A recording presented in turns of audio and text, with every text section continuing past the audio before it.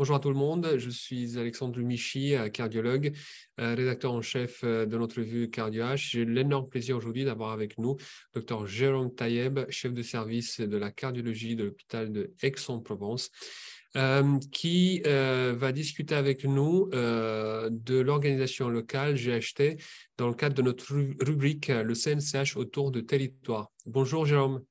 Bonjour Alexandre. Merci Merci. beaucoup merci beaucoup pour ton temps.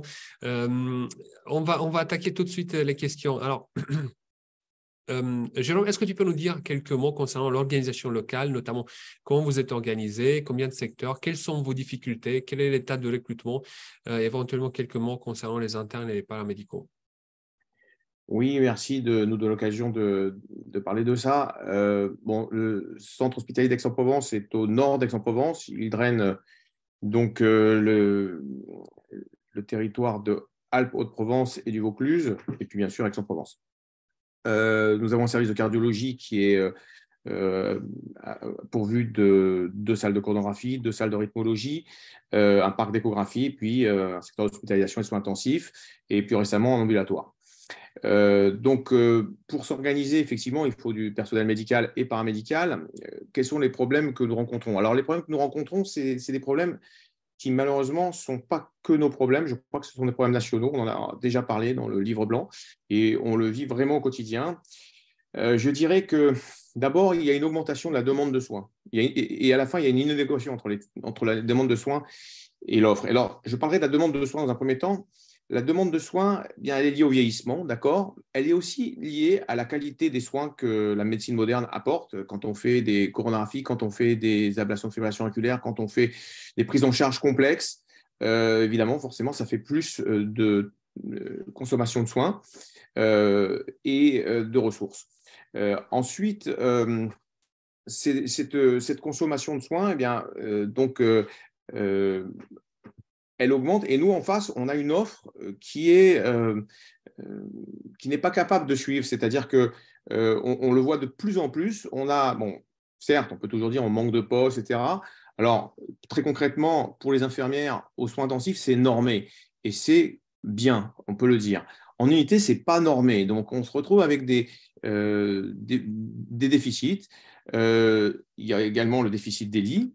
Donc tout ça, ça donne des tensions pour le personnel qui va augmenter son absentéisme à cause de ces tensions. Des tensions à cause des lits, ça va donner des problèmes avec les urgences et parfois on se retrouve dans des situations terribles où on a donc dû programmer, qu'on doit déprogrammer pour accepter les urgences. Ça peut faire des désorganisations totales, ça peut créer aussi même une salle qui ne fonctionne pas d'interventionnel, par exemple, ou peu, parce qu'on a déprogrammé. Donc, il y a des vrais problèmes à ce niveau-là. Ensuite, on a, à cause de tout ça, évidemment, au niveau paramédical et médical, maintenant, des postes vacants. Alors, paramédical. En médical, on en a aussi. J'en profite pour dire qu'on cherche un échographiste au moins. Pour un poste de PH. Ensuite, on a ce grand problème de la PDS qui est également en porte-à-faux avec la continuité des soins. Donc, la permanence des soins, parfois, elle pose problème parce qu'il y a un repos de sécurité. Alors, évidemment, ce repos de sécurité, il est nécessaire. Mais du coup, si on n'a pas ce qu'il faut, on peut se retrouver en difficulté pour la continuité des soins, pour la qualité de la continuité des soins. On ne peut pas être là et pas là en même temps, hein, forcément. Donc, ça met des situations un petit peu difficiles. Les réponses qu'on a apportées, c'est de développer l'ambulatoire. On a fait en un an, surtout en coronographie, 600 hospitalisations d'ambulatoire. Donc, c'est théoriquement une énorme performance. On aurait dû être très allégé. Et en fait, on a vu un phénomène qu'on n'imaginait pas. Et c'est arrivé donc assez rapidement, je dirais. On a vu que les patients étaient plus compliqués et que du coup, on avait des patients très lourds avec multipathologies qui arrivaient dans les lits, alors qu'avant, on avait des patients faciles, entre guillemets, coronographie entrée et sortée. Là, ça demande beaucoup de ressources et on le voit. Voilà ce que je peux dire. Bon, je pourrais vous parler aussi des 12 heures hein, qui est demandé par le personnel. Mais pourquoi? Parce que c'est aussi un changement de mentalité peut-être. C'est aussi le fait que la pression n'est pas supportée. 12 heures, ça veut dire, OK, on prend un peu plus, mais on vient moins souvent. Et bon, alors sans rentrer trop dans les détails, ça nous pose des problèmes d'organisation, notamment entre le jour et la nuit. Voilà ce que je peux dire en quelques mots sur notre organisation et nos soucis. Parfait. Est-ce que tu peux nous dire combien de secteurs tu as et combien de lits, et puis combien de PH vous êtes et combien il vous faut encore? Alors on est 9,5 PH, on a calculé qu'il nous en manquait 3. Voilà, pour répondre à tous ces problèmes. Par exemple, actuellement, pour la PDS, on demande à des chorégraphistes qui font un week-end. Il y a deux chorégraphistes qui font ça. Ils font un week-end par mois à être bloqués pour leur astreinte de chorégraphie.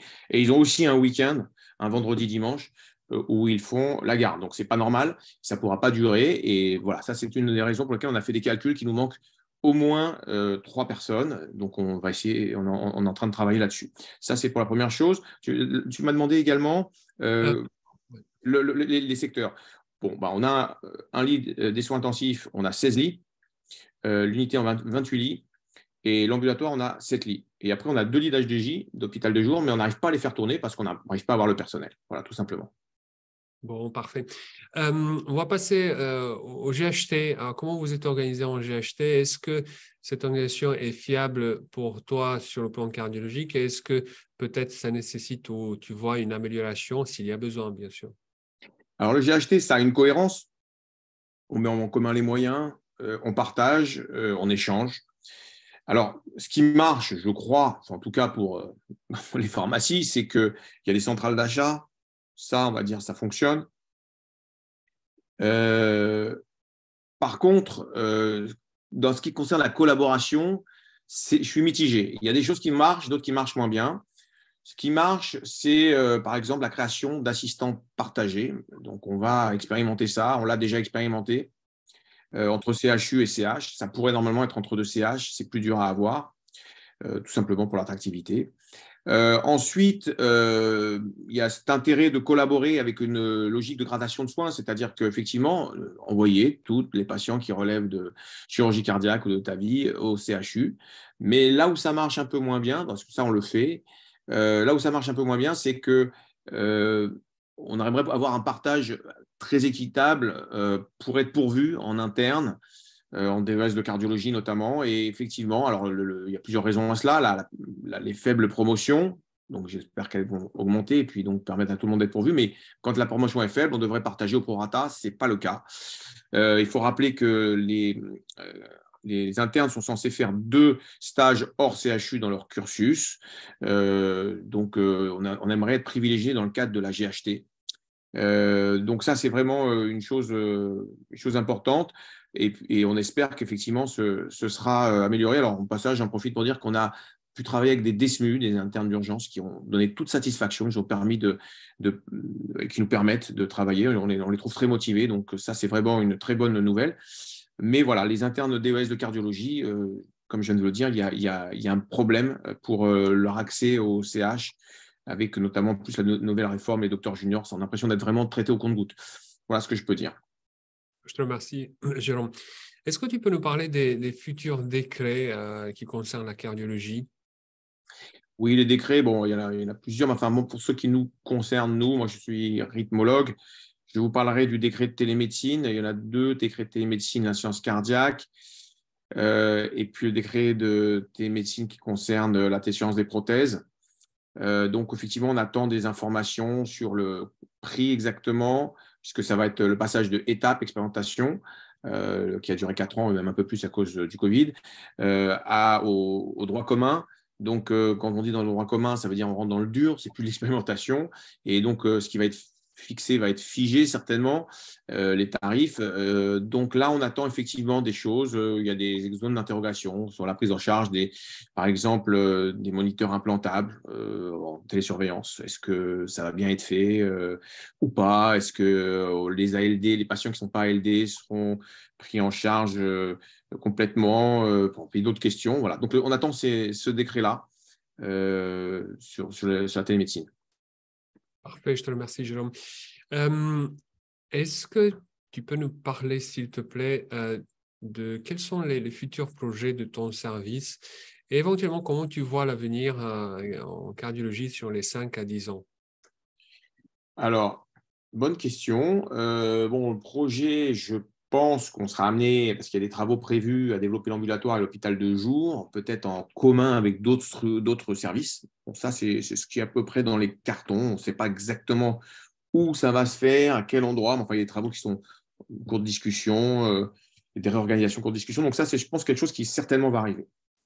Alors après, il y a une autre chose sur laquelle je crois beaucoup, parce que de toute façon, je pense qu'on ne peut pas s'en sortir sans, c'est ce qu'on appelle la délégation de tâches qui se fait dans d'autres pays. Nous, on ne l'appelle pas comme ça, on appelle ça protocole coopération, on appelle ça IPA. En gros, je pense que ça va se développer. Il y a le cadre législatif qui devra s'assouplir. Donc, je ne sais pas dans combien de temps ça va se faire, mais je pense qu'on ne peut pas passer à travers ça. Et puis, si on ne fait pas de la délégation de tâches à nos infirmières et à nos aides-soignants, eh bien, on aura de la délégation de tâches dans le cadre d'une externalisation à des sociétés. Donc, la part de l'un et de l'autre, je ne la connais pas, mais c'est sûr que ça va aller dans ce sens-là. On ne peut pas aujourd'hui répondre à la demande de soins en l'état et ça va être de plus en plus difficile. On ne peut pas être au bloc opératoire et puis en même temps assurer tout ce qui est assuré comme partie clinique. On voit bien qu'on est écartelé entre la clinique et la paraclinique et donc il faut que nous, on s'organise au mieux, bien évidemment, mais aussi qu'on soit aidé parce que voilà, on peut pas, le temps fait 24 heures dans une journée pour tout le monde. Voilà ce que je peux dire. Puis, dernière chose, peut-être qu'on aura, alors ça c'est mon souhait, une prime au logement pour les endroits où c'est très cher de vivre, de louer notamment. Et j'espère que ça pourra permettre à certaines régions de... Alors, on n'est pas, nous, les zones désertiques, on ne peut pas être prioritaire là-dessus, mais enfin, on voit bien qu'on a du mal aussi à recruter des gens à cause de ça. Donc, j'espère que ça se sera amélioré. Merci beaucoup, Jérôme. Donc, je souhaiterais juste rappeler que cette interview sera retranscrite sur notre vue Cardio H. Jérôme, merci infiniment pour ton temps et j'espère te le voir bientôt. Merci beaucoup, Alexandre.